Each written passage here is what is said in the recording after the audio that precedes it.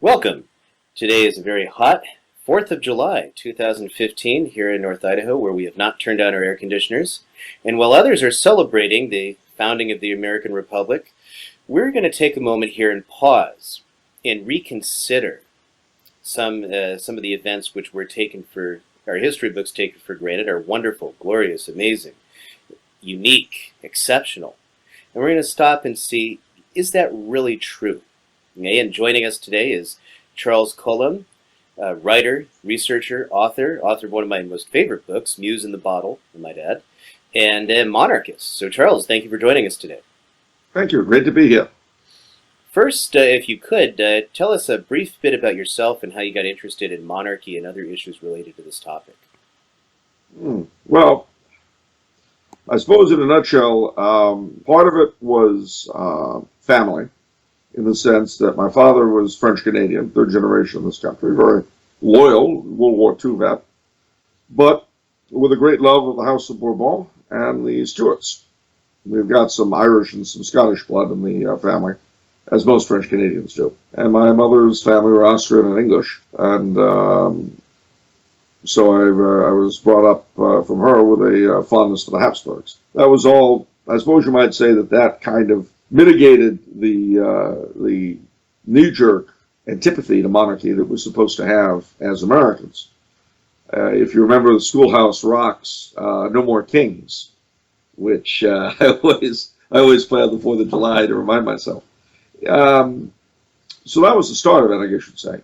And then when I was in high school, I began doing some reading and all that. I think the first book that treated monarchy, especially deposed monarchs, from a sympathetic point of view, was Geoffrey Rocha's Kings Without Thrones. It came out in the 50s. With that, further study of the faith, Christ the King, history, which showed me that usually the Catholic monarchists were the sturdiest of Catholics, and Catholic Republicans, with a small r, were often not.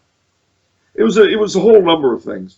If you were to ask me when did I admit to myself that I was a monarchist, I was a senior in high school. And let me say, too, that it wasn't that I was a particularly tremendous Anglophile, but no French-Canadian who still holds the faith can forget that we have that faith in great part because of George III and the Quebec Act.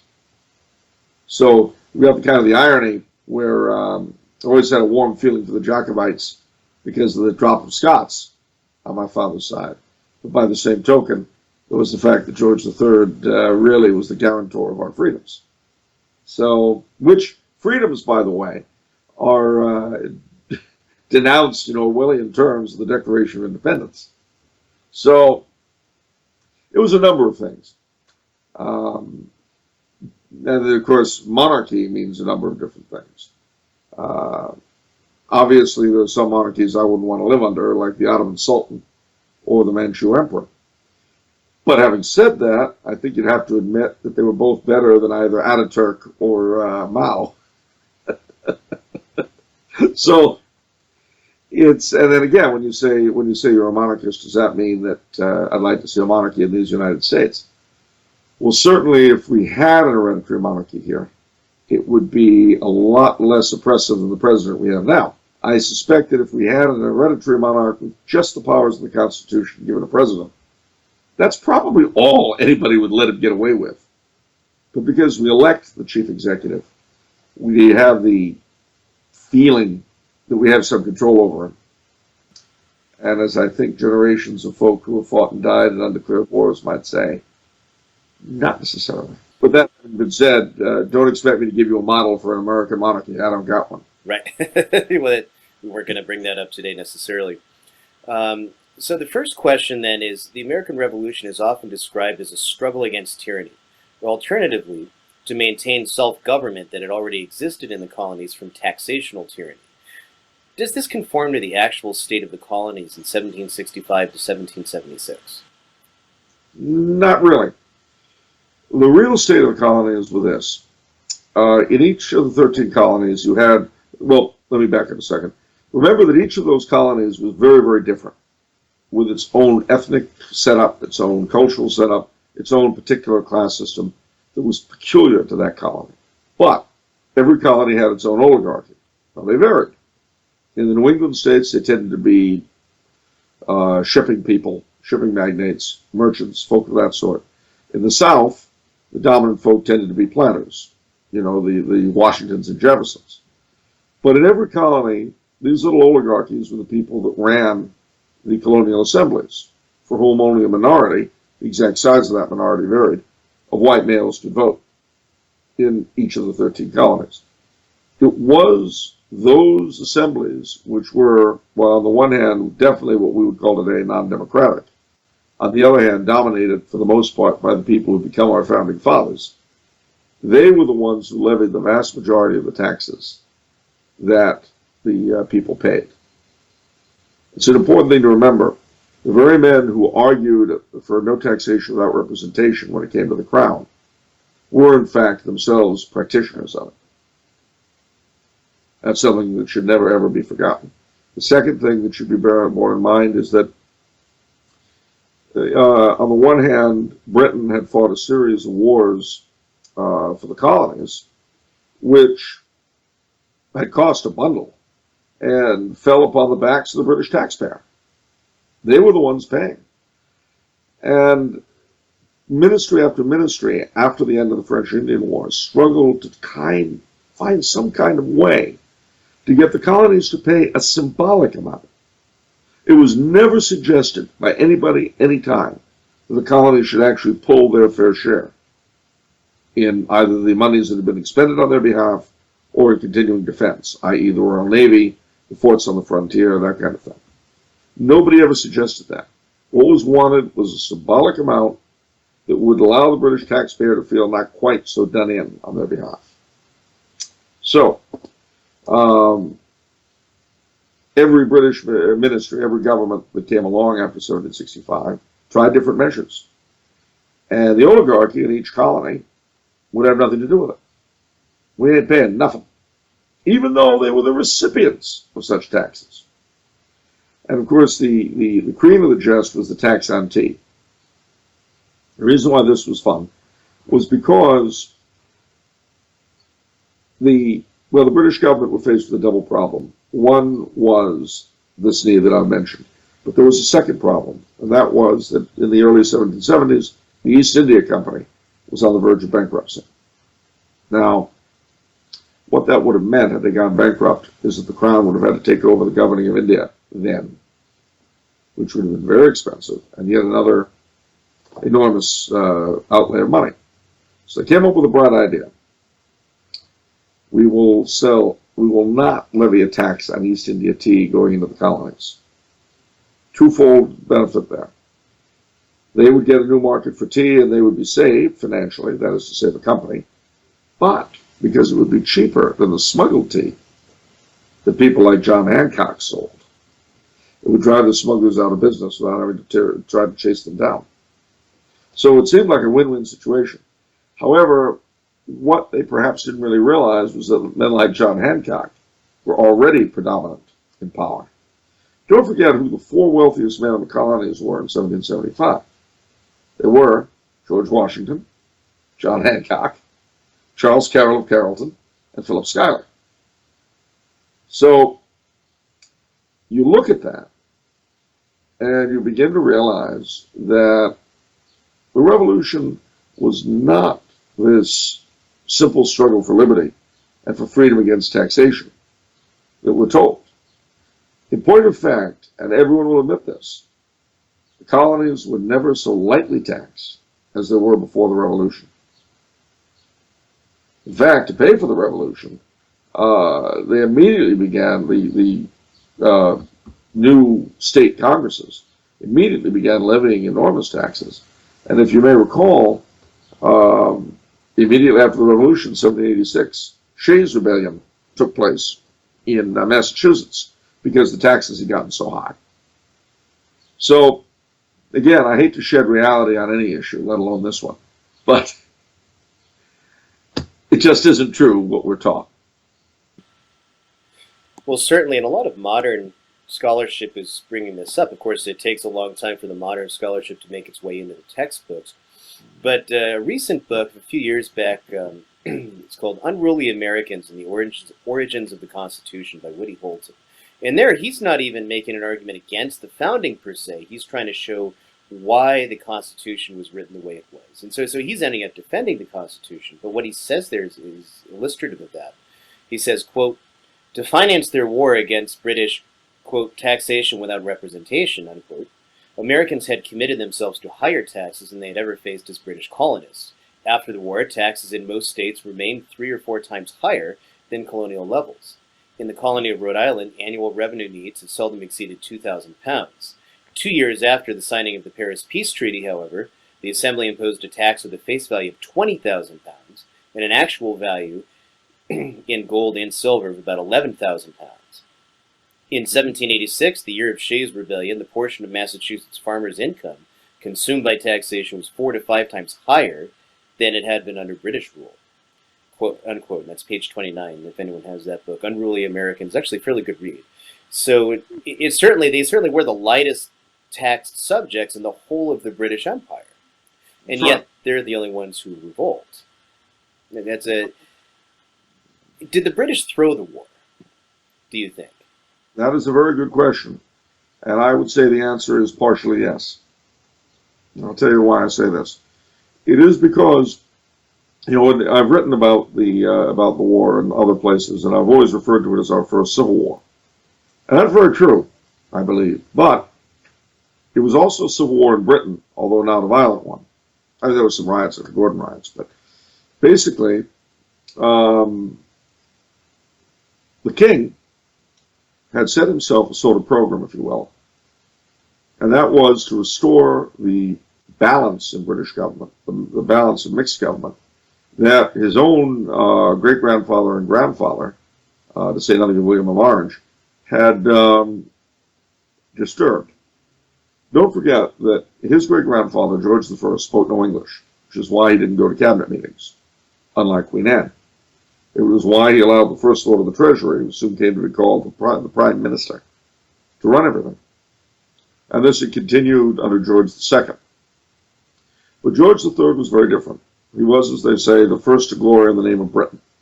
English was his first language. He had very little interest in the electorate of Hanover. He also was the first to have any interest in Catholic emancipation. He was, for instance, the first since James II to receive Catholic noblemen at court. He was very popular in Ireland amongst the Catholics, not the Protestants. And so this was a man who was very, very different from his forebears. Christopher Hollis, in his very good book, which I recommend to you highly, The American Heresy, calls George III a Jacobite without courage of conviction, in the sense that to some degree he wanted to accomplish what the Stuarts had wanted to accomplish, which was to restore the ancient constitution of the three kingdoms. Now, having said that, it took him 10 years before he could get enough, as they say, king's friends in Parliament to be able to appoint a prime minister who was amenable to him. And that, of course, was Lord North. And he came in 1770. And the period, therefore, from 1770 to 1782, when North went out of power, is called the personal rule, when George had the most control over things that he would ever have again, before or after. Now, the Whigs were keen on seeing North out, and they were very keen on restoring their own control. You've heard the phrase the Whig oligarchy. Well, that's what they were, the great nobleman and so on. The king's allies, the Tories, were the squirearchy, lesser folk. There's another book I'll recommend to you, Kevin Wood's The Cousins' Wars, which I think fairly convincingly sees the Reformation, the British Civil Wars, as they call them, the Wars of the Three Kingdoms now, the Jacobite Wars, the American Revolution, the American Civil War, as a series of conflicts, each connected to each other. We'll link those books up in the interview notes too afterwards. Yeah, those the truth of the matter is that those wars transformed a small kingdom at the edge of Europe from a little Catholic island, in the end, to the vast secularizing Anglosphere we enjoy today. Well, anyway, the thing was that the king sent to America the most brilliant general he had. Amherst wouldn't take it. Clive committed suicide. So he sent Sir William Howe. And Howe was a Whig. He was a member of Parliament, and he was actually an opponent of the king. And I suppose that both the king and Lord North gambled with his sense of patriotism would outdo his sense of party loyalty. In this, I think they were mistaken. Why? Two major reasons. One, he allowed Washington to escape on numerous occasions when he had him in his hand. The war would have been over just like that. Secondly, he went off to conquer Philadelphia when he was needed to go north to meet with Burgoyne at Albany. Now, mind you, I'm simplifying it tremendously, and there are a lot of other factors that I'm not even touching on. But it is, for what it's worth, my considered opinion that Howe, to some degree, threw it. That by itself, however, even then, they wouldn't have won. What made the difference was the intervention of France, Spain, the Netherlands, and Hyder Ali, the king of Mysore in India, which turned it into a world war. The British found themselves fighting not just in the colonies, but in the West Indies, in India, in Africa, and on the high seas. And they couldn't win. Not that kind of war.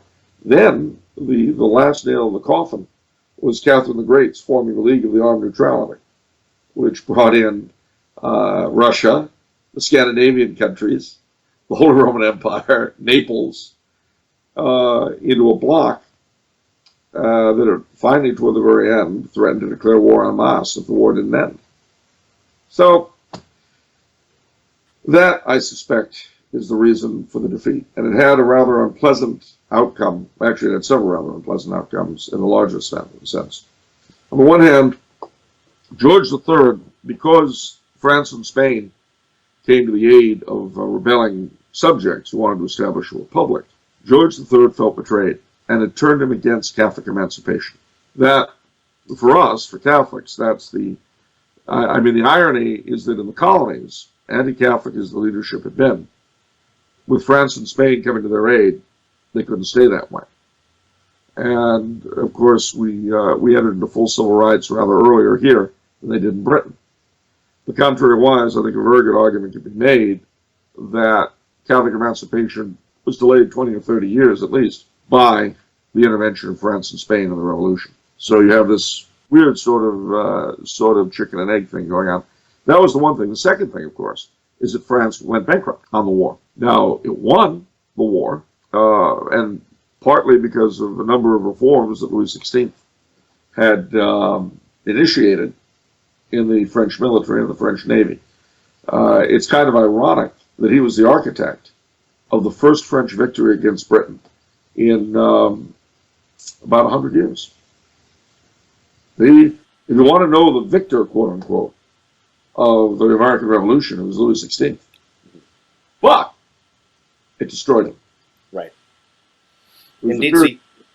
So you mentioned, of course, the War of the Three Kingdoms, the English Civil War, of course, as it's treated in histories, and you also mentioned Catholicism in the American Revolution. And Catholicism plays a huge part in the English Civil War, even though Catholics are a very small part of the population at that time in England, and even less in Scotland.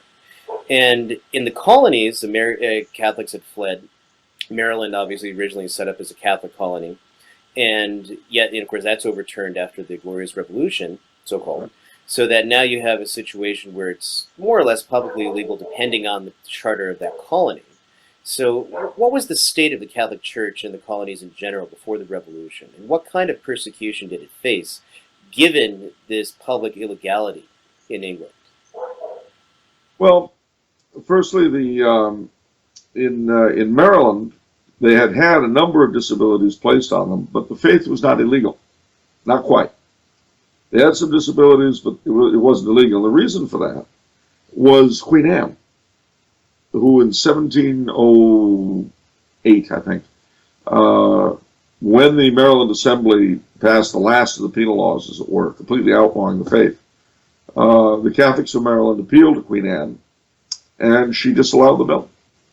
She vetoed it. So, as a result, while they couldn't have huge public churches, they were able to worship privately. And so the oldest parishes in Maryland to this day, in southern Maryland, are all descendants of these mass house arrangements, where they were either in a great estate or alongside of this sort of thing. The Jesuits in Maryland were the backbone of the clergy. The English Jesuits were the backbone of the clergy in Maryland, to some degree in Pennsylvania. In Pennsylvania and Delaware, the faith was completely legal. There were no inhibitions at all because of the pens. And in fact, when Old St. Joseph's in Philadelphia was built in 1733, it was the first legal English-speaking Catholic church in the British Empire, built since James II. And there, Catholics were able to live. Outside of there were a few in Virginia, a few in New Jersey, sort of adjoining areas, a few in New York. There had been quite a number in New York, especially Spanish slaves. And then in the 1740s, they had the Negro Plot, as it was called. And that showed, that featured Catholics, particularly black Catholics, being hung and otherwise dealt with unpleasantly. The other major source of Catholics, there were only about 25,000 on the eve of the Revolution, all told. The other major source was the Mohawk Valley of New York, which is kind of an interesting story. Sir William Johnson was the King's Secretary of Indian Affairs, brother-in-law of Joseph Brant, the Mohawk chief.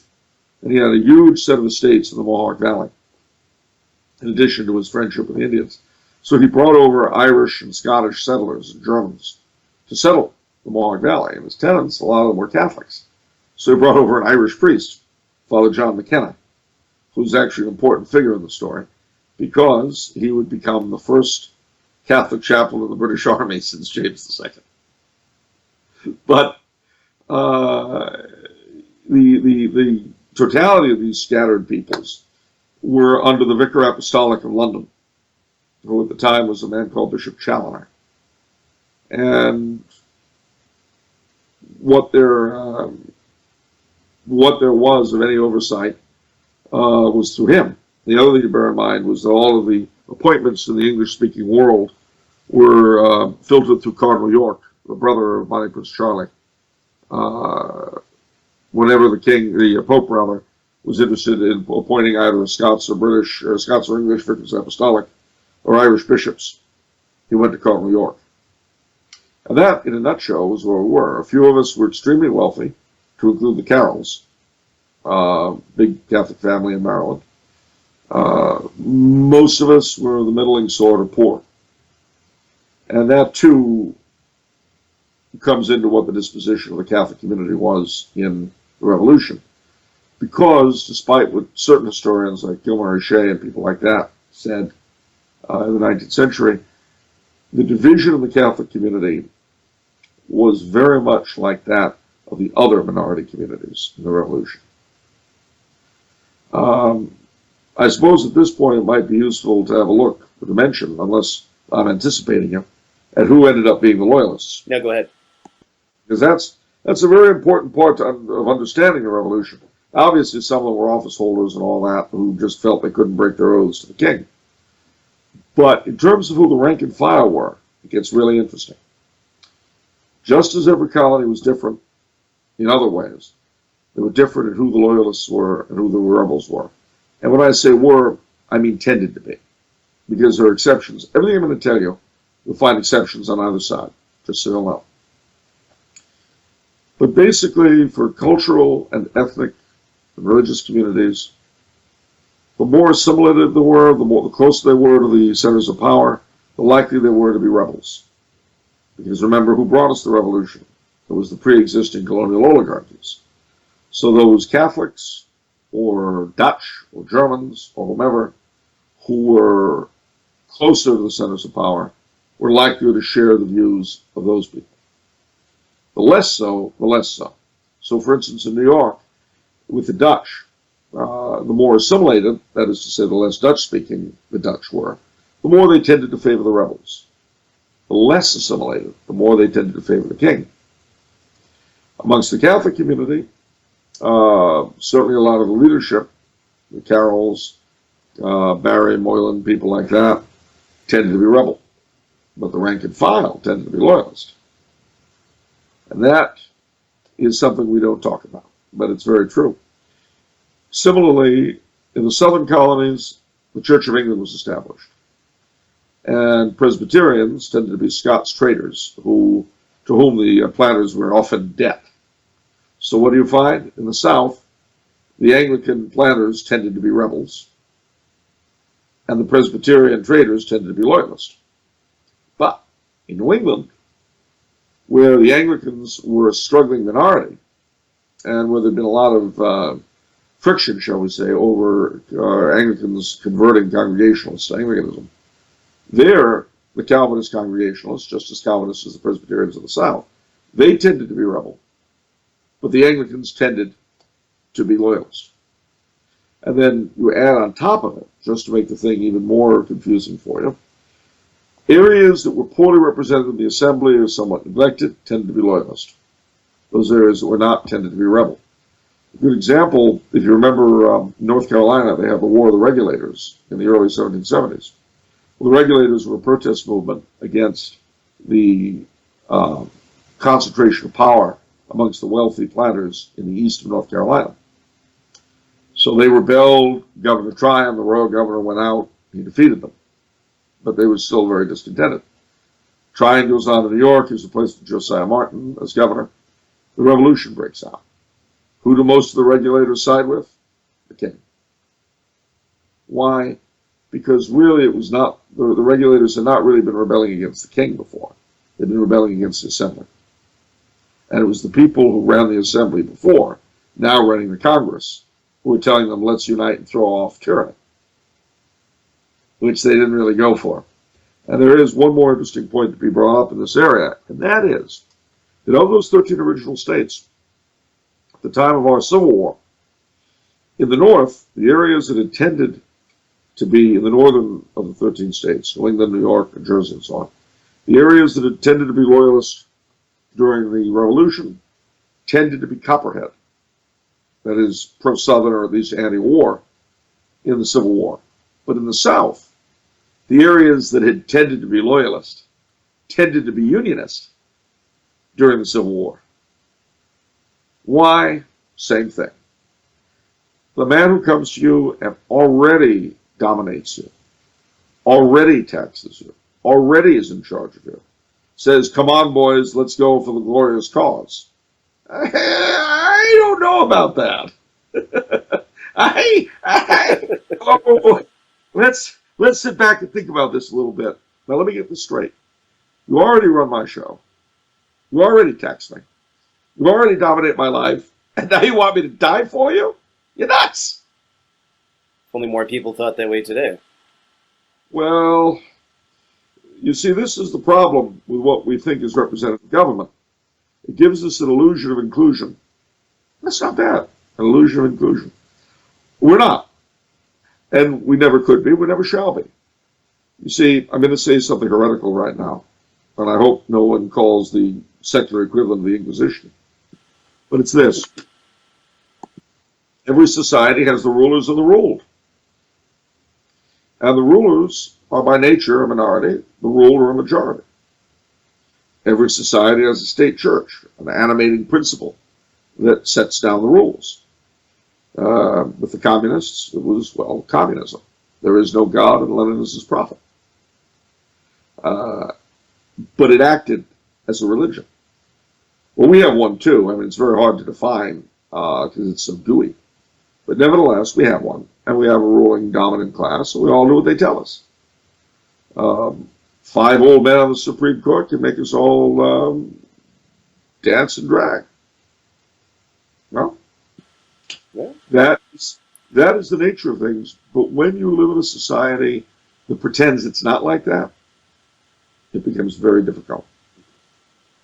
The pretense that you're included, that you're part of it, that these represent you, That pretense is really very dangerous because it makes for literally irresponsible government. It means that actually the people that rule your life are not responsible at all to anyone. Uh, if it's a question of doing something you don't want, they cloak themselves in the law.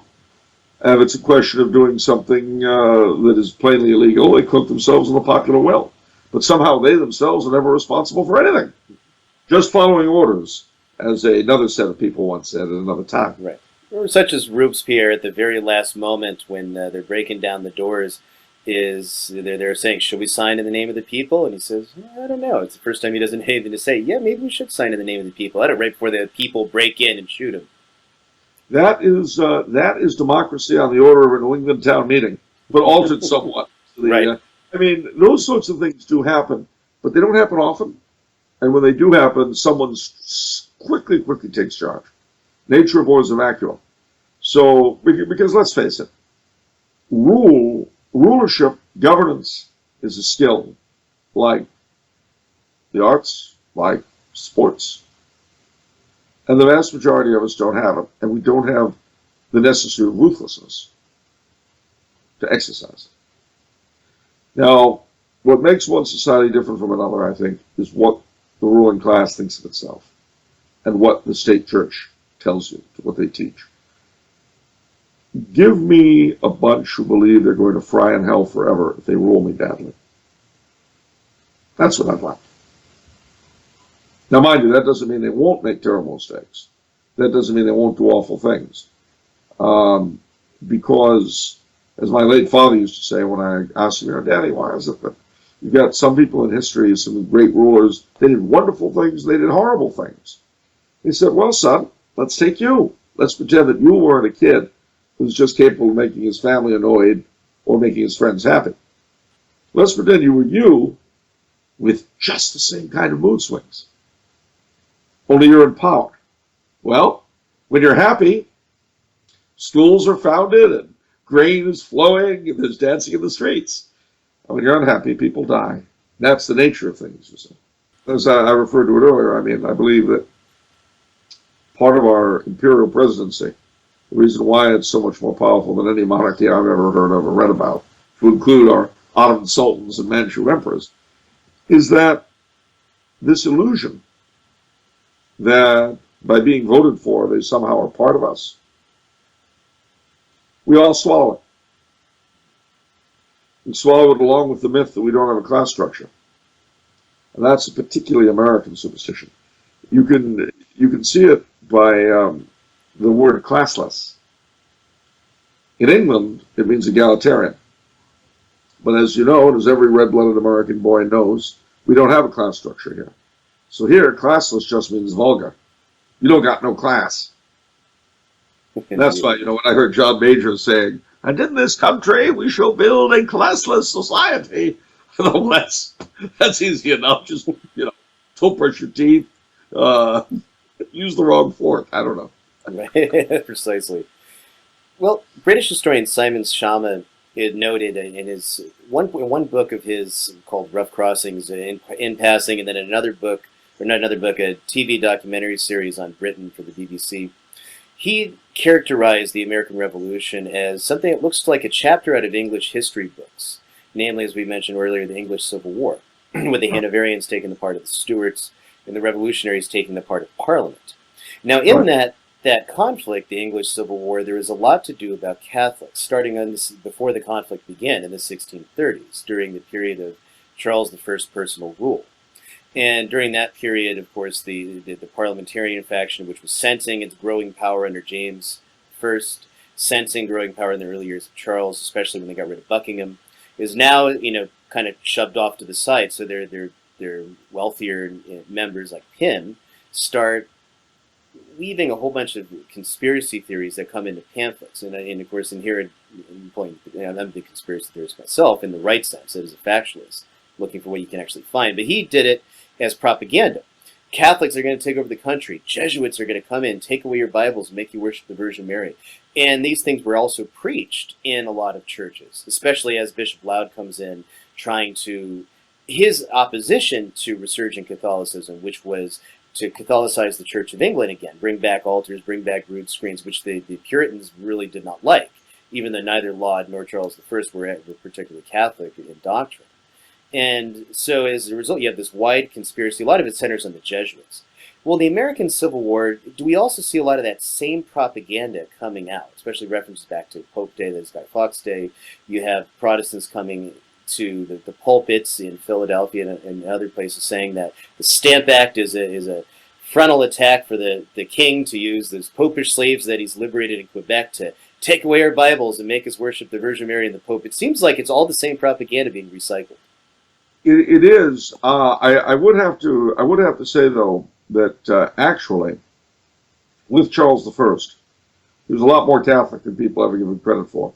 And if you read his correspondence with successive popes, it becomes kind of apparent that he would have been very keen on ending the disunity between Canterbury and Rome.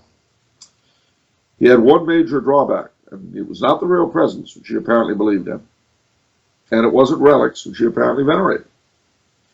It was the belief that the Pope could depose sovereigns, and that he could not accept. But it was interesting when he died, when he was murdered by Cromwell and the gang. That's a name for a rock band, if ever there was one. But anyway, there's a problem with having too many disparate things running around in your head. You find connections that aren't there. But anyway, Charles I, fascinating character, because he said when he died, I die a member of the Church of England as my father left it to me. He never mentioned being Protestant, which was in fact how real Anglicans described themselves in those days. Other people, Calvinists, Lutherans, Puritans, whatever, they would call by their particular name. Protestant then meant Anglican, but he never called himself that. So I mention this because it's an interesting area of study that's been neglected. Also, during his trial, it was thrown up at him that he had negotiated with the Pope for a union. He never denied it. Interesting. So, also, I should mention that Archbishop Laud was offered the cardinal's hat by the Pope, which Laud, in a debate with a Jesuit named Fisher, who was in prison, of course, the whole debate centered on Bellarmine, and I studied that debate really closely because I'm translating St. Robert Bellarmine. And one of the things he said was, if I could accept the authority of the Pope, then I should become a Catholic without further ado, but that'll never go down with me until I don't, is what he said. Yeah, and he, of the two, Laud and Charles, Laud was by far the more anti-Catholic. But the fact that they even thought to offer him a cardinal's hat is interesting. But that's a whole other discussion for another day. For the immediate, absolutely. What's interesting, too, is that the areas in the British Isles that had been Jacobite, had been Cavalier, tended to be anti-American in the American War. The areas that had been parliamentarian and that had been Whig tended to support the rebels. That was even true in England. And the same pattern, incidentally, would hold true to a great degree during our Civil War. What's interesting, too, is that those Jacobites who were here in this country tended to be loyalists as well. The Scots Highlanders who settled in the backcountry of North Carolina, including Flora MacDonald, who is the lady, you may recall, who had brought Mighty Prince Charlie over to Skye, dressed as her. She and her husband were loyalists, and they set up the Fiery Cross and raised the Scots to fight for the king, and were defeated at Moores Creek Bridge. Because apparently claymores, despite their various other skills, the claymore sword is not really that good against firepower. Not generally. No, and it hasn't worked elsewhere. It didn't work at Moores Creek Bridge. But at any rate, yeah, it was very much in that mode. But the important thing to remember too, though, is that the anti-Catholic element of it, which was very much inspired by the Quebec Act, that there was a very two-faced piece to it, because the Continental Congress sent out a letter to the people of England, which spoke of the king conspiring with these evil people who have drowned your islands in blood and blah, blah, blah, blah, blah. And then a letter to the people of Quebec, telling them, our difference in religion shouldn't matter because of our shared love of liberty and blah, blah, blah, blah, blah. The problem was that Bishop Briand, the Bishop of Quebec, got copies of both letters. Whoops. Whoops, indeed. So, the Continental Congress sent several commissioners up north to try to persuade the Quebecois, or the Canadiens, as we have to say, to join the rebellion.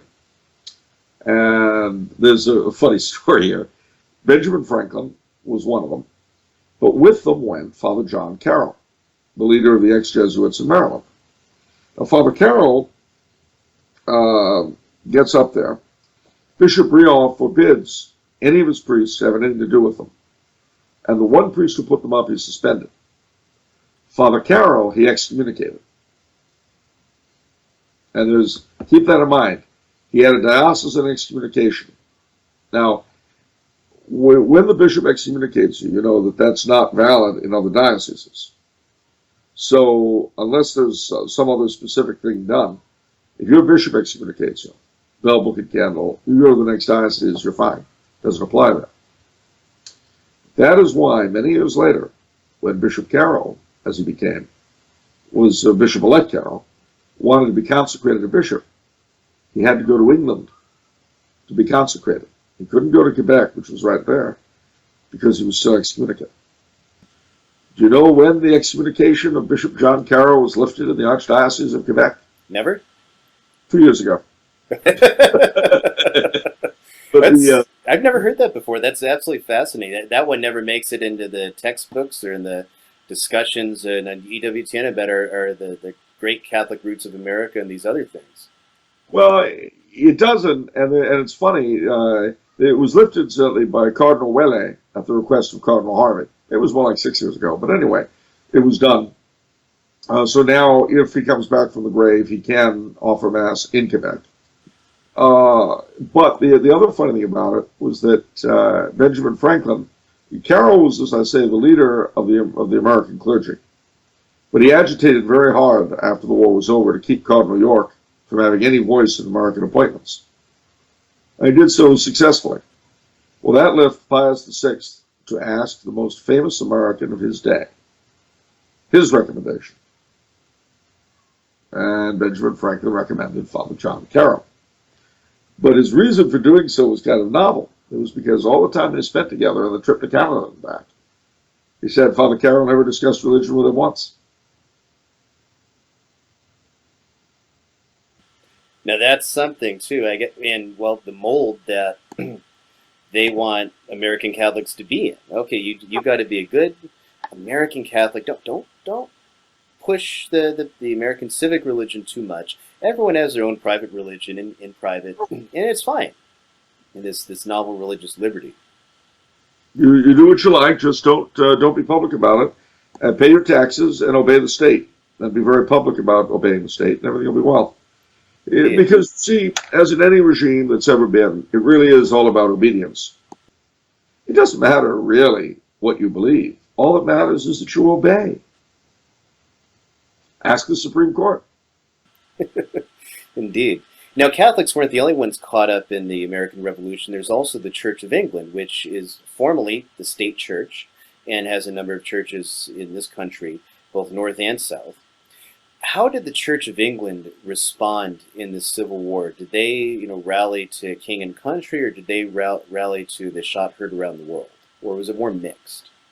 Well, it was mixed. I mean, as I mentioned earlier in the broadcast, the truth of the matter is that in the South, where the Church of England was established, and what that meant was that it was the state church of Georgia, of South Carolina, North Carolina, Virginia, and Maryland. There, the vast majority of Anglicans supported the revolution. But they were the wealthy aristocracy. They already ran the colonies. And it had the added benefit of ending all of their debts to London merchants and to those Presbyterian traders I mentioned. Suddenly their debts were wiped out. And when you consider how highly mortgaged that they tended to be, this was a good thing, not a bad thing for them. So that was Anglicans in the South. In the North, it was very different.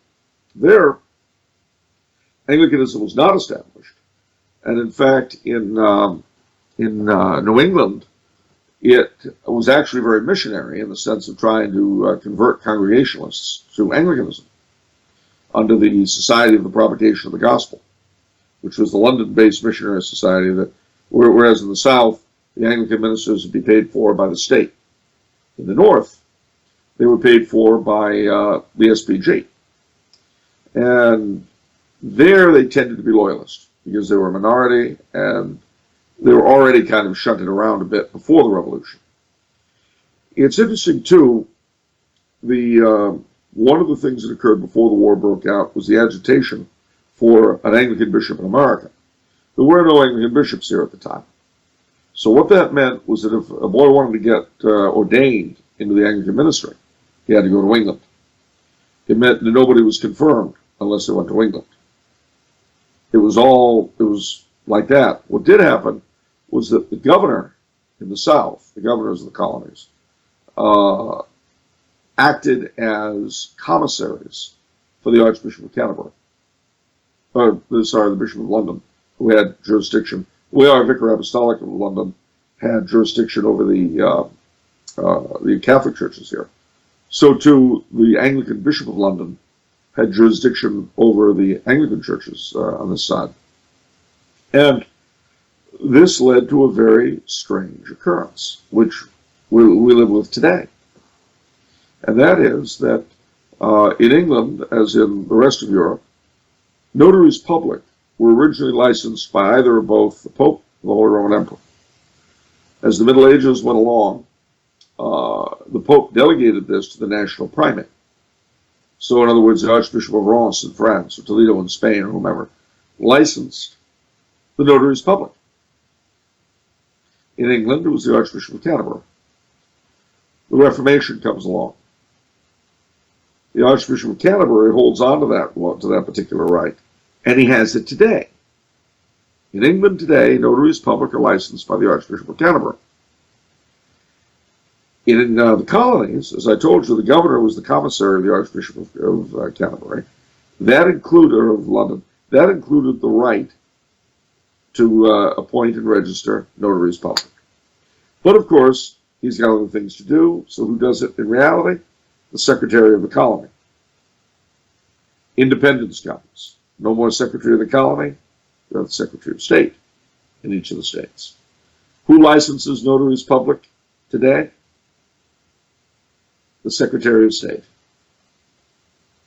So when you see a notary public with his little license of the Secretary of State, know that goes all the way back in an unbroken chain. You have the Secretary of State, Secretary of the Colony, Governor of the Colony, Bishop of London, Archbishop of Canterbury, to the Pope. But anyway, I'll tell that to there's the evangelical notary public I know. I'll make sure to mention that to him. Yeah, basically, if one were paranoid, one would see him as one of the Pope's minions. Well, if we were following the propaganda at the time, certainly. Fortunately, you're not a paranoid, so you won't do that to him. You can tell him. But seriously, but the idea of bringing a bishop over here was a big one. And interestingly enough, while it was a very popular idea in the northern states amongst Anglicans in the north, and absolutely hated by Congregationalists, Presbyterians, and so on in the north, in the south, the Anglicans were very much against a bishop over here. Can you guess why? Who ran the vestries that ran the parishes? It was the wealthy planters. They did not want some bishop coming in and telling them, even though they were supposed to be loyal Anglicans. And also, you stop and think about the Anglicanism of men like Washington, like Jefferson, like Madison. It wasn't very deep. So the idea of suddenly having a fellow confirming and ordaining and doing all this sort of thing, no thanks. So that was one of there were a number of weird fault lines prior to the revolution that fed into it. That was one of them. So when the war was over, in the north, the Anglican Church was decimated. It wasn't extinct, but it was pretty decimated because a lot of the Loyalists had fled. In New York, it was the same, although two prominent Loyalist families stayed.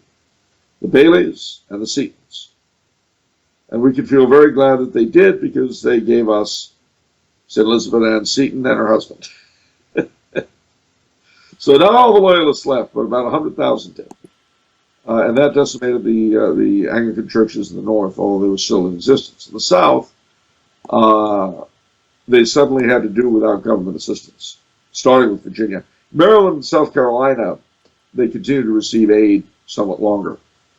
In Georgia, there were only 3 of them at the end of the war anyway, and North Carolina was the same. So, but at any rate, these scattered congregations had to form a government of their own. And they met in 1789 and started what we call the Protestant Episcopal Church. Episcopal because they elected a bishop. Protestant because they weren't Catholic.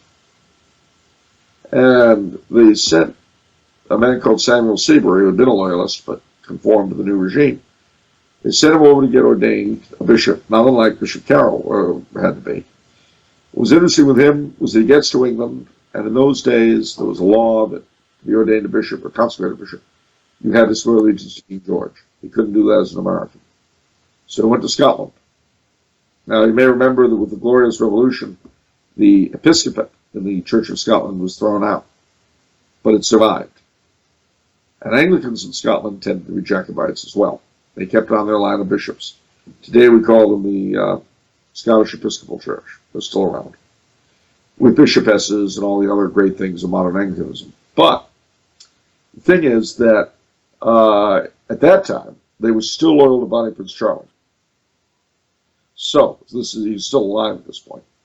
So what happens? They don't ask him to swear allegiance to King George.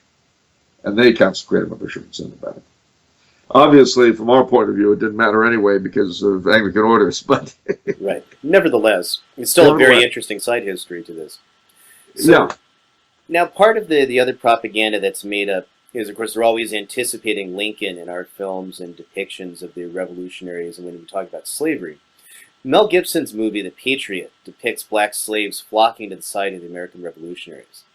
Now, at the same time, Britain had a strong anti-slavery movement.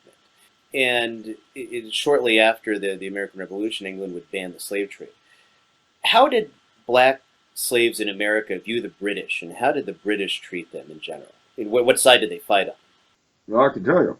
The British had abolished slavery in England in 1772. And Lord Dunmore, who was the governor of Virginia at the time the revolution started out, offered freedom to any slave who would join the British Army. And that was the start of a unit called Lord Dunmore's Ethiopian Legion. And both free and slave in particular flocked to British arms. Now, this was not necessarily true in New England, where you had a class of black freemen and some notable blacks in the rebel army. But in the rest of the colonies, they tended to be very much pro-British. And the interesting thing was that when the treaty was signed between the Crown and the new United States, it was agreed that if you could prove your ownership of a given slave, you could take him back. A number of Washington's and Jefferson's slaves had fled to the British. But the commander in New York, General Carleton, refused to do that. And so he took the blacks with him when he left on evacuation day. And those blacks today, their descendants can be found in Canada and in Sierra Leone on the west coast of Africa, which is one of the other of the 4 countries that owe their origin to the American Revolution. Those 4 countries being the United States, of course, Anglo-Canada, the Bahamas, and Sierra Leone. So, I'm not going to pretend to you that they were colorblind or anything like this. They most certainly weren't. But the fact was that the Crown had made a deal with them, and they kept it. You come and fight for the king, and you're free. End of story. And they did. And as I say, it was particularly upsetting and annoying because a number of slaves owned by Washington and Jefferson left with the British from New York. Also, sad. Now, people are losing property backwards and forwards these days. One of the things that was not lost on the British, though, were the cries of freedom from the colonies because of the slave owning, which was universal in the colonies at that time. There were no free states at that point. Every single colony had slavery. And Samuel Johnson, as you might expect, because of his kind of caustic wit, he was constantly dumping on the rebels. And he said, you know, it's wonderful that these people are all for freedom for themselves, but not for their slaves. So it's not like that was lost on the British public. Indeed. Often when we try to reevaluate the revolution or make at least cautions to it, the objection will be made that the revolutionaries were Freemasons, Washington, Jefferson, Franklin, Madison, etc. And they'll meet the objection and say, oh, well, that didn't mean anything back then. It was just a club where you could speak with confidence because everything you said was secret and you took vows to that, etc. But is this a realistic picture of the Masonic Association of all the Founding Fathers, especially given that Jefferson and Franklin are both initiated into the Lodge of the Grand Orient in Paris, and Franklin, as well, is noted for his involvement in the Hellfire Club? Well, to answer your question, I would say that, firstly, even what you said, places where they could talk in secret and were protected by oath, that by itself is no small thing. We know, for instance, that Joseph Warren, Dr. Warren, who was killed at Bunker Hill, was the master of the lodge that a number of the British officers, including General Gage, belonged to. And it's pretty well affirmed that he picked up a lot of very useful intelligence that way. So that's one thing. It is also true that all of the Continental generals, major generals or above, were Master Masons or above, with one exception. Said individual was an initiated Mason, but he wasn't a Master Mason. And that one exception was Benedict Arnold. So I guess he felt kind of left out or something. But there's also the fact that, to be honest with you, the committees of correspondence were sort of like the political affairs committees of their respective lodges. So, no, it played a very, very big role in the war. Now, there is a sense, of course, too, however, Masonry is part and parcel of Anglo-Saxondom. I think it's fair to say, and this is going to sound a little bit odd, but I'll be clear in a moment, that Masonry, in the sense of a vague doctrine of conduct over creed, that is to say, it doesn't matter what you believe as long as you're a nice person, which the very fact that that doesn't sound at all surprising as I say it, that is as much a part of who we are as Catholicism is with Italians and Spaniards.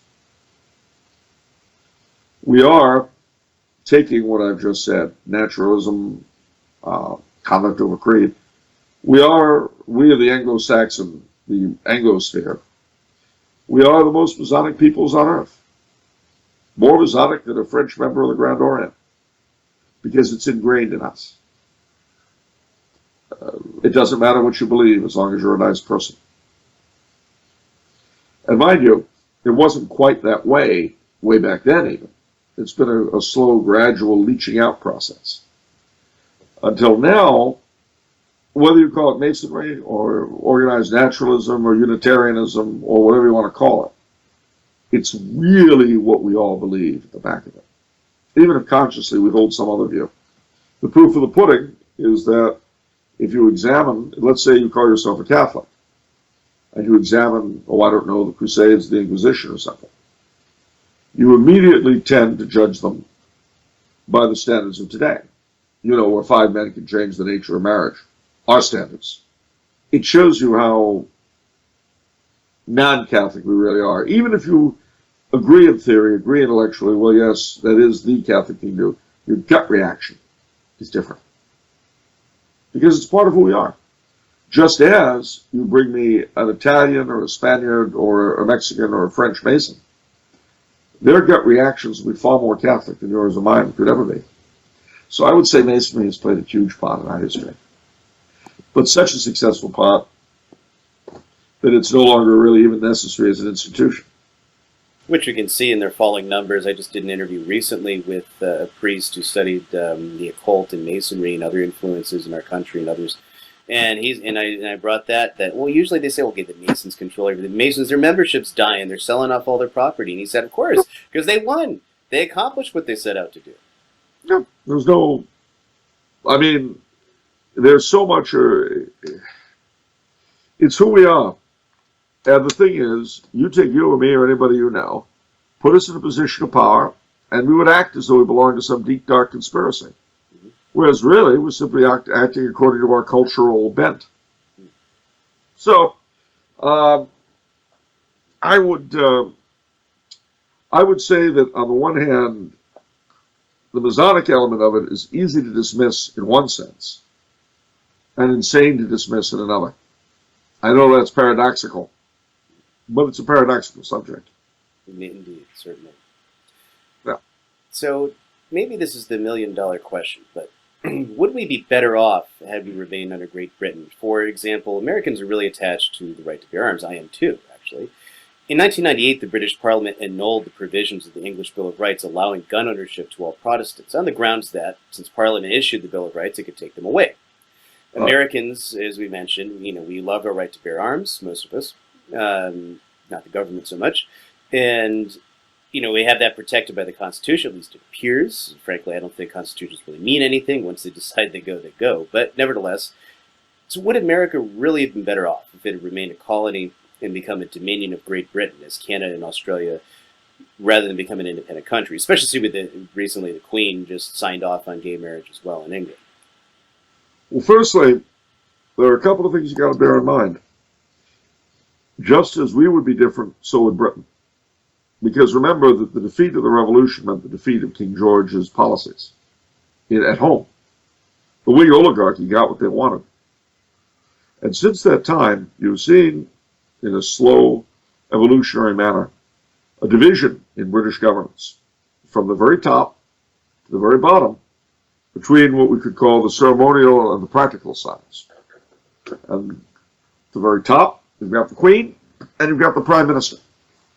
The Prime Minister, the Queen can sort of alleviate things, but it's the Prime Minister at the end of the day who's going to make the decision.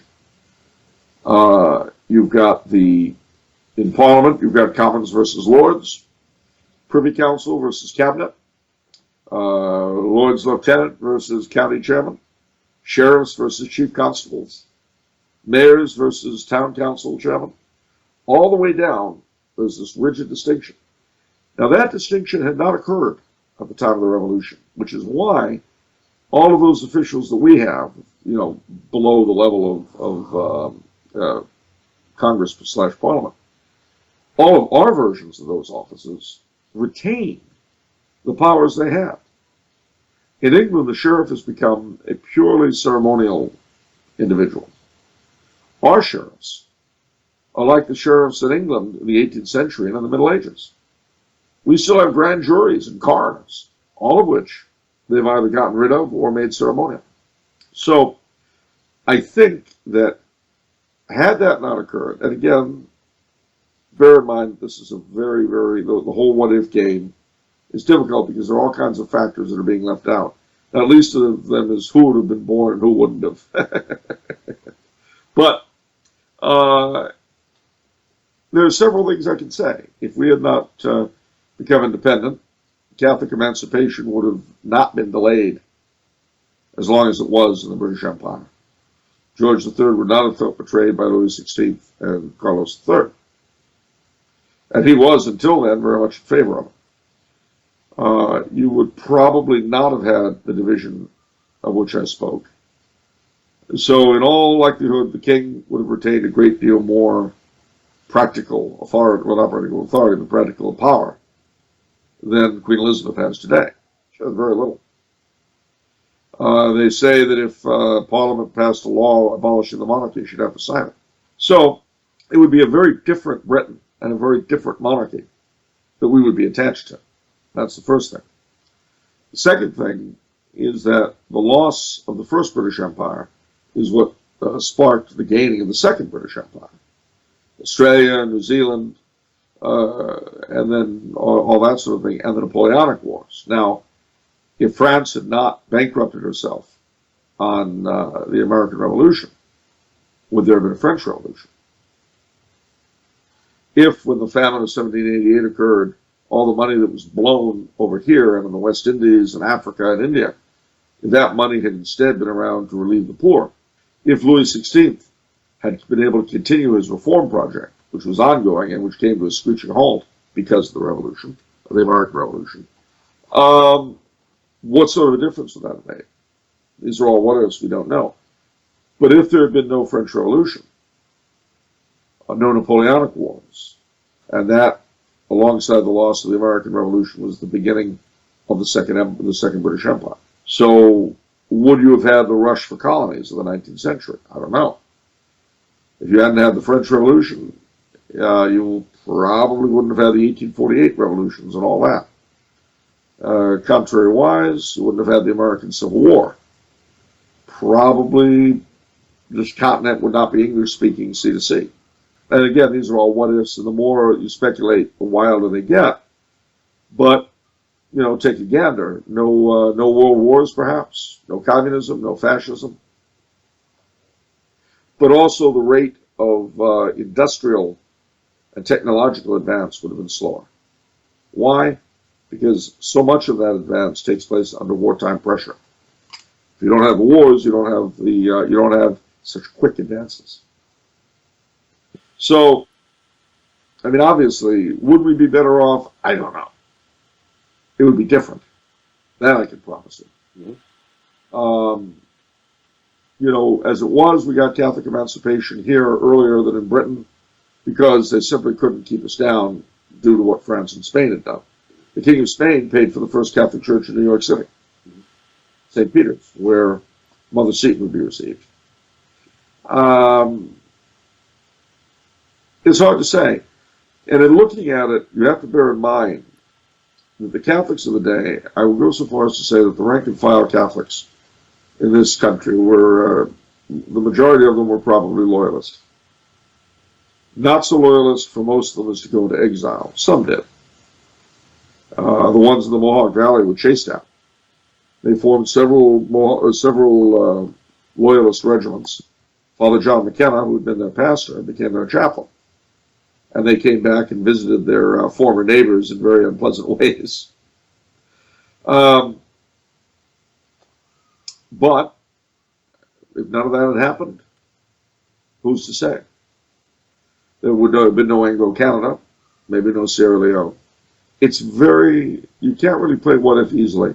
All you can really do is look at the issues involved and try to figure out what part you would have gravitated toward had you been there at the time. Because remember, when you're trying to discover the best you can the justice of a given cause, you can't really look at the outcome because the people living then didn't know the outcome. A good analogy, us now. We don't know how this is going to play out. Maybe the Great Plague of 2019 would never have happened if only ... Maybe 5 men would not have decided that, we should all be in drag. So we would never know, or maybe, but nevertheless, but it certainly would have been different. It would have been different. That's all we're ever given to know. We're never given to know how it would have been different, just that it would have been.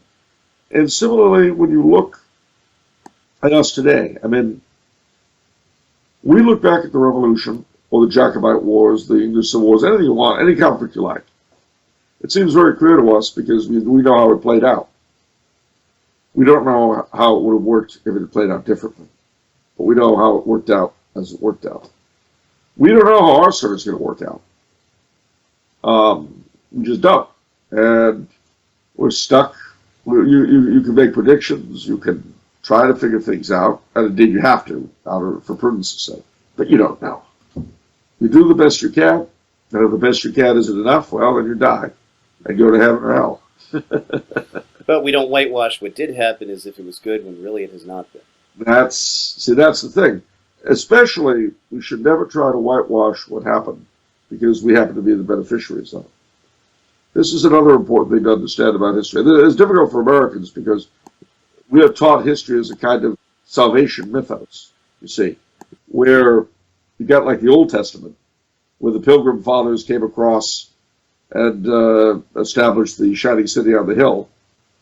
They're coming here being like Exodus. They left Pharaoh in London. They immediately subjected the Canaanites they found, the Indians and the French and the Spanish. And then you have the new dispensation, the New Testament, which of course was the Revolution. The Holy Ghost brought the Constitution in its beak. And so it goes. Well, okay, I get it. But the problem is, and a good deal of this, I must say, also is part of our lingering Calvinist sense that we always have to be right all the time. We are right, we have always been right, we should always be right. And if we lose, it's because we weren't right. Well, let me tell you, that's nice, but it's not reality. And the sad truth of the matter, it is a sad truth, is that everyone alive today is the beneficiary, somehow or other, somewhere or other, of an historical injustice of some kind or other. It's just the way it is. It's part of the human condition. It doesn't mean you're a bad person. The fact that your great Uncle Morty was a sheep stealer, and that's why you're not starving to death. It's just the way it is. Similarly, the need to demonize is another thing we have to get rid of. Now, that doesn't mean to say that there aren't people, places, and things that are not, objectively speaking, evil. Absolutely, there are. But we tend to paint with a very broad brush. And then when we do that and we leave big lacunae. I'll give you an example. Hitler was a horrible and disgusting man. He killed many good people, and he made a number of martyr saints. When people go on about the numbers that died in the Holocaust, it's this, it's that, it's lower, it's higher. Look, he killed St. Maximilian Mary Colby. Any further questions? But, having said that, we're brought up to have a visceral disgust of Adolf Hitler in a way that we're not Joseph Stalin or Mao Zedong. Hitler was objectively evil, with, taking the widest estimates, 11 million people to his credit. But Stalin killed at least 20 million. And Mao several hundreds of millions. And that doesn't bother us. We don't have the same deep loathing and disgust for the latter two gentlemen that we do for Adolf. That's wrong. But simply, flat wrong. The reason, of course, is simple. We don't feel so bad about Uncle Joe because he was our ally in World War II. And since we're always good ourselves, our allies can't be bad. And with Uncle Mao, it's even worse. We made money off him and his successors. And that's even more important if you're an American. See, the Puritans have left us a few goodies in our minds. And one of them is that if it's profitable, it's good. If it's legal, it's moral. If it's profitable, it's good. Indeed. So 1 million dead civilians in Korea, hundreds of thousands of dead civilians between Afghanistan and Iraq, Vietnam, etc. It's for oil. It's good. It's what we need. Well, it's collateral damage at worst. The problem is when it's your people. That's...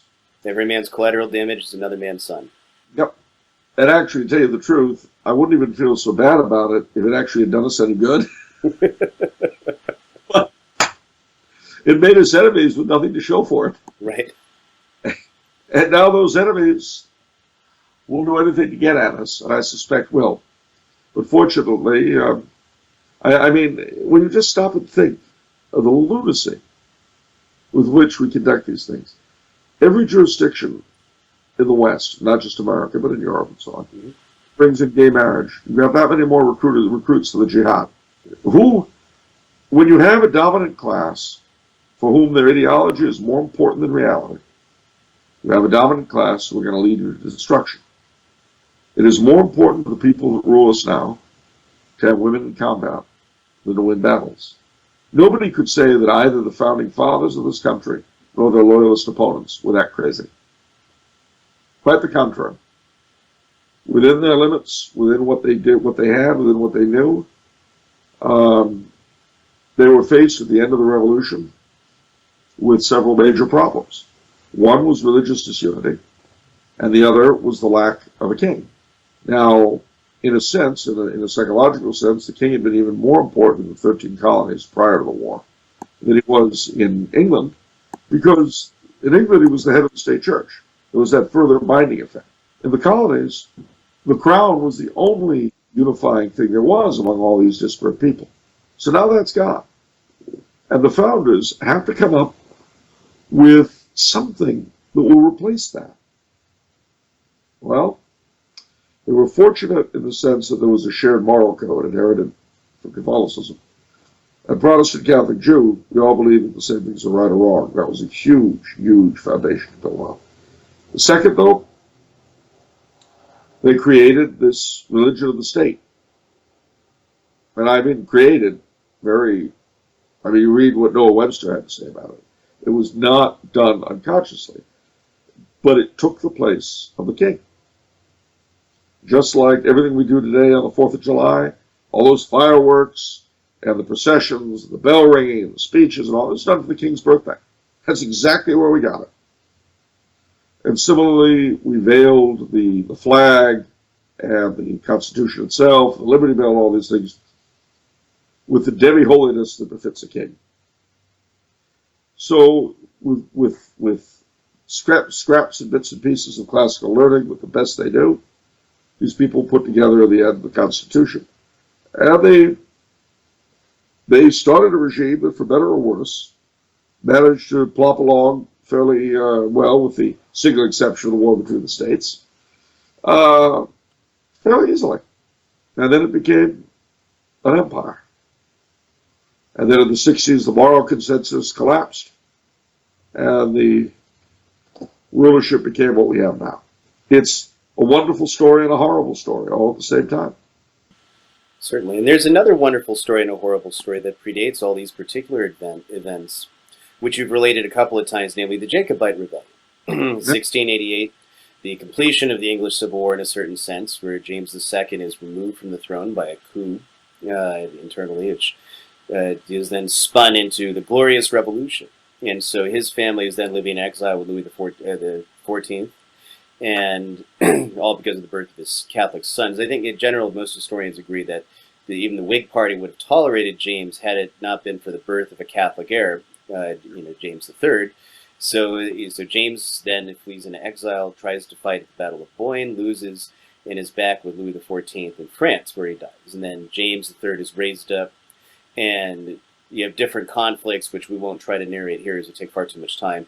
Although I did talk about them in my Aude Sapere podcast, I believe it was episode 6 or 5. It was right around the time of Scottish independence. I'll link that in the interview notes, where I spent a lot of time talking about Bonnie Prince Charlie, the Jacobite revolt. But nevertheless, in 1745, his son, James III's son, Charles, who had been raised in Italy, in Rome, that he grew up and then took up the cause during the 7 Years' War, with very weak French help. If only the French gave as much help to him as they gave to the American Revolution, things would have been different.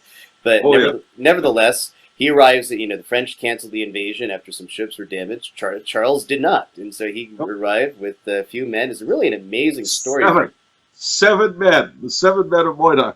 Wow. It's an amazing story for anyone who wants to take the time to read into the major history. But for all that, there's different things where the historians make lacuna. There's a fairly decent review in Neil Oliver's History of Scotland, which is on the BBC. He makes what I consider some errors, but nevertheless, it's still a fairly good overview. So I'll link that up, too, for people who are interested. But nevertheless, so Bonnie Prince Charlie fails in 1745, fails to retake the crown. And had he done it, we might never have had an American Revolution. There might not have been those grievances there. Maybe they would have been, and who knows how it would have played out. We don't want to go back to the what-if game, as we mentioned earlier. But there's an interesting event that took place where the Continental Congress apparently considered offering the crown to Bonnie Prince Charlie. Well, let's talk a little bit about that. That was 1778, I believe, when so it was fairly late along in the war. And the prince was living in Florence at the time. And a group of representatives of the Continental Congress, whose names escape me, luckily for you, approached him. Well, one of them was from Maryland, so he might have been a Catholic. And they offered him the crown of the United States. Now, of course, had he accepted, it would have changed the entirety of the war. For one thing, as I mentioned to you, the Jacobites who were over here tended to be loyalists. And there was a General Mackenzie, who, after Coulombe, after the 45, had drifted around Europe fighting for various armies. And he was hired to lead a regiment they raised here called the Royal Highland Emigrants. Well, he would always angrily deny that he was a British officer. He said that he was a mercenary in the service of the Elector of Hanover.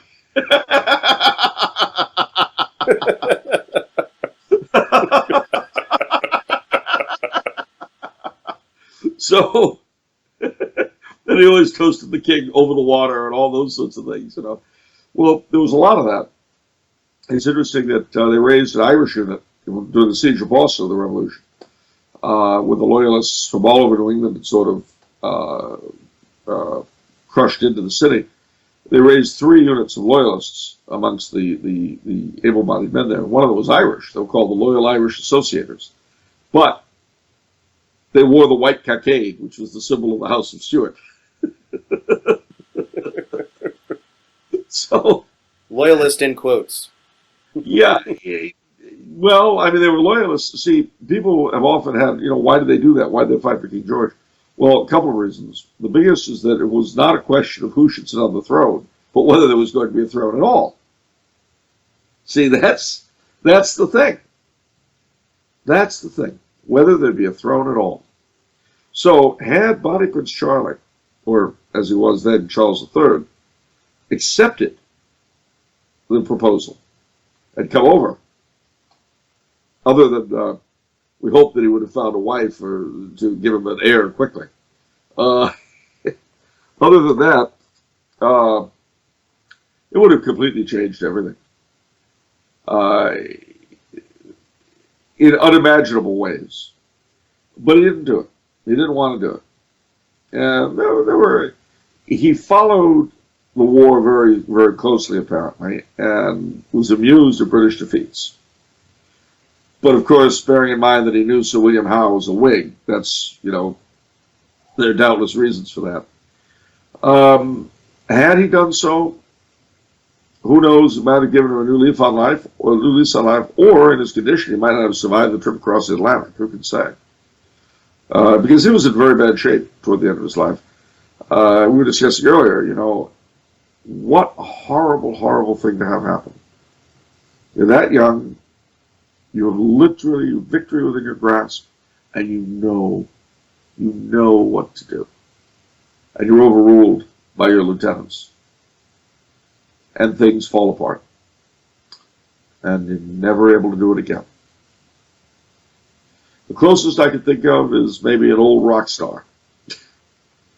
It's really, really sad. The other thing that's funny is that, as I say, Cardinal York, his brother, succeeded to his claims when he died in 1788. And Cardinal York was cheesed out of making any appointments in the Americas in the Anglo-Americas by John Carroll. But an interesting thing happened. The French Revolution overwhelmed northern Italy, overwhelmed Rome. And in 1800, I guess, 1798, Cardinal York found himself absolutely penniless. Everything he had been taken. George III sent him a pension. And if you go to the Vatican today, you'll find 2 things. I was just there last week. I was there last year. I know what you're bringing up. You've got the monument to the Stuart Kings in St. Peter's. And then you've got their tomb in the grotto. And George IV paid for those. So, it's because he died in 1806 or 1807, Cardinal York. And then, of course, his claims passed on to the House of Savoy and have drifted through the female line through various royal houses, and are now ending up with the Duke of Bavaria. But that brings up another interesting question. Jacobites did not recognize the Union of Parliaments of 1707 between England and Scotland, because, of course, Queen Anne was not, as far as they were concerned, the rightful queen, couldn't sign off on it. Well, all right. But they didn't recognize George III either. Now, legally speaking, it's not the 4th of July that made us an independent nation. It's the Treaty of Paris, 1783, where the king absolved us of our allegiance. But if you're a dyed-in-the-wool Jacobite, Charles III didn't sign off on nothing. Right.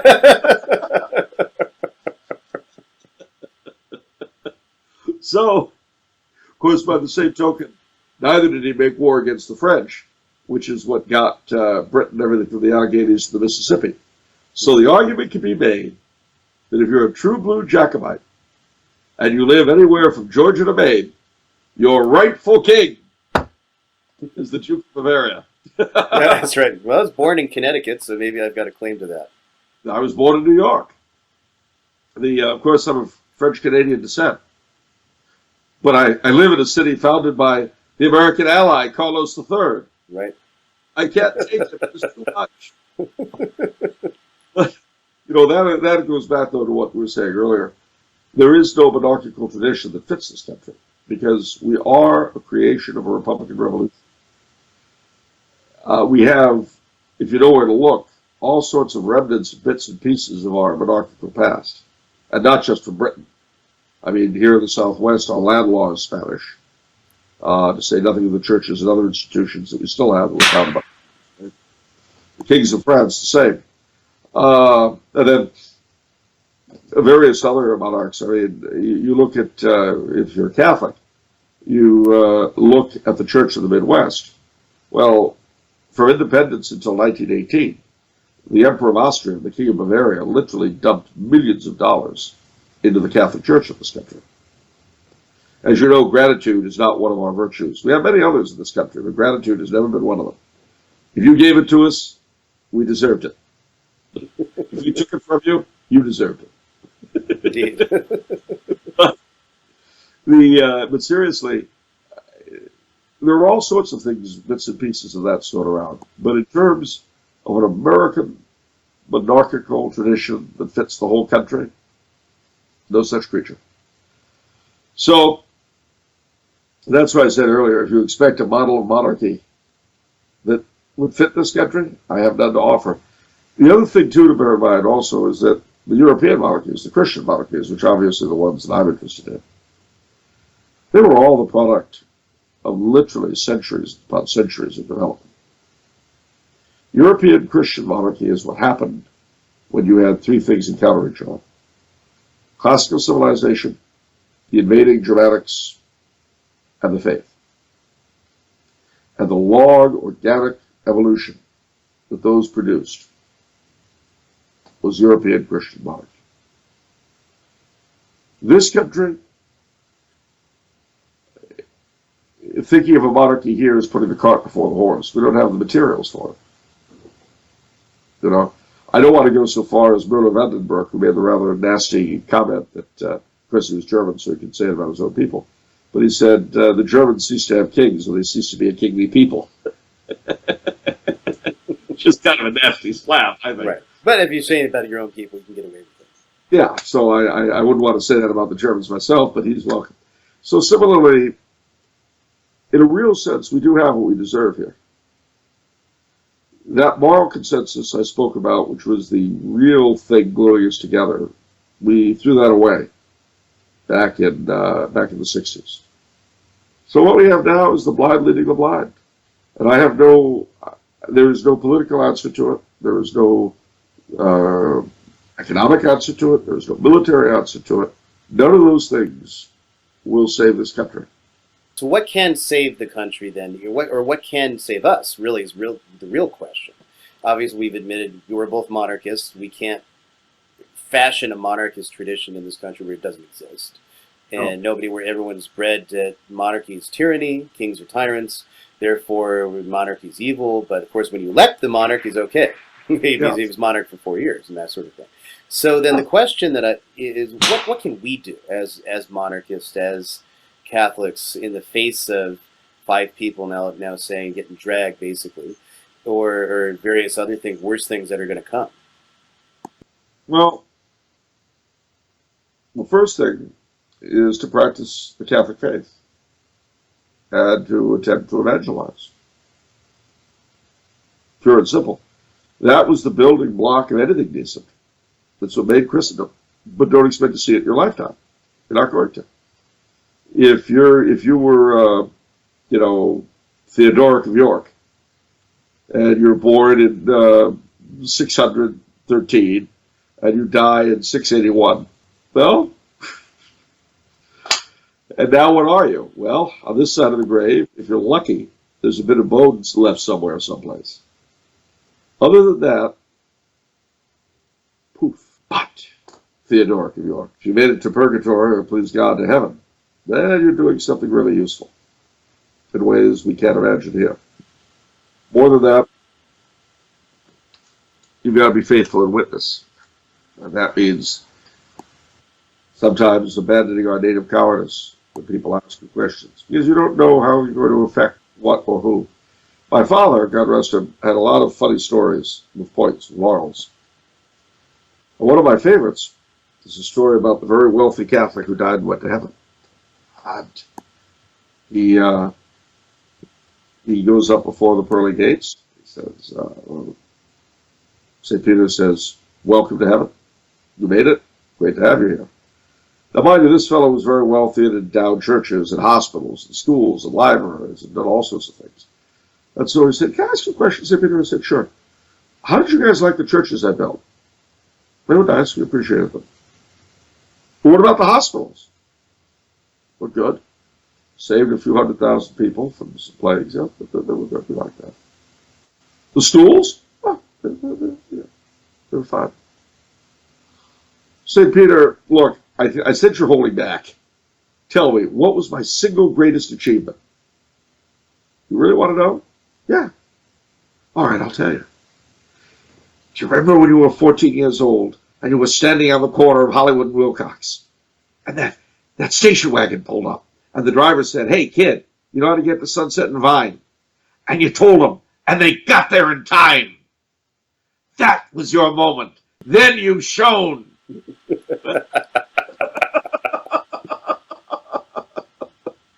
Well, of course, he spent the rest of his life doing what he did, but his greatest single achievement was something he didn't recognize. Mm-hmm. That's the thing we have to understand. We have to do what our faith, what our duty, and to the degree that we have any, our honor, require of us. We can't do more, and we dare not do less. We don't know what the results will be. I'll give you another example. Coulombe. Terrible defeat, right? Horrible, terrible thing that happened. But a 16-year-old boy fought for King Charlie that day and survived the battle. And he grew up to become the great Bishop Hay, the Vicar Apostolic of Scotland, who saved God knows how many souls. But he wouldn't have been Bishop Hay if he hadn't fought for Monarchy's Charlie. We don't know the results of what we do. When Lord Baltimore set up Maryland, he thought it would be a safe refuge for Catholics. Well, it wasn't that. But there are still churches in the south of Maryland that owe their origins to those days, and a kind of English-speaking Catholicism in that part of the state that's unlike anything, unless you've been there, so like anything you've experienced. But that colony sent out a couple of daughter colonies. One went to Kentucky, the area they call the Holy Land. Same last names as in the southern part of Maryland. But the towns have names like Loretto and Holy Cross and St. Francis. And these were settled just before and after the Revolution. So these are Catholic and American in a way we're not used to. And again, it's a different world. Sent out another colony to a place called Locust Grove, Georgia. Didn't do so well. Broke up fairly quick. But the descendant of that colony, in the female line, is very famous today, Flannery O'Connor. No Lord Baltimore, no wise blood. Indeed. And on that note, we have to draw to a close. Oh, by the way, before we go, I ended it abruptly. Where can people go to find more of your work and more of your writing? Well, you can always put Charles A. Coulombe into Google and see what hops up at you. But you'll see a bunch of my books for sale on Amazon. Tumblr House are my current publisher. I've done True Restoration Radio's done a number of interviews with me. So has Catholicism.org. You can find a lot of my stuff there. Taki.com, whatever it is, TakiNet. I have a number of my older articles. The American Thinker, I have some. You find them scattered around. I no longer have a website. I don't blog at the moment. So I'm afraid that, how can I put it? Writing for free takes as much effort as writing for pay. That's right. So, and I don't have that great a desire to tell my story. Also, you might go to, that should do it, I think. But keep your eyes out. I've had a couple of interviews recently on church militant. Okay. And done some with Christine Niles as well, separately. If I can find those, I'll link those up as well. All right. And then I've done one with this fellow. McAllister Arts. If you want me to lecture, you can get a hold of it. I've got a web presence. Let me see, what else? There's this fellow Ryan Grant up in Idaho. Yeah. I did it just now, in fact. Indeed. Thank you again for joining us. Thank you for having me. It's always great to be able to spout off and sound as though I know something. Same here. God bless. You too.